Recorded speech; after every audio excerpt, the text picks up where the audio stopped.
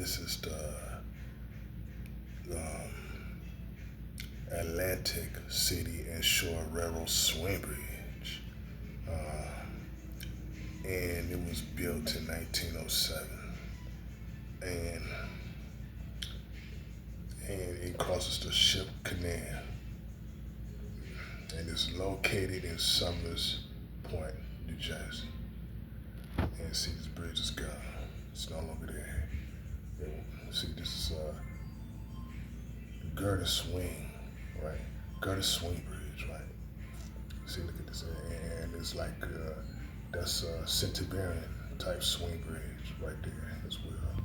So, it did at one time carries maybe like Amtrak and whatnot, right? But you know, so I don't know what year it was removed, but it was removed and not replaced.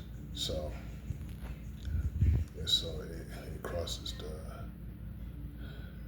the ship channel located at Summers Point, New Jersey.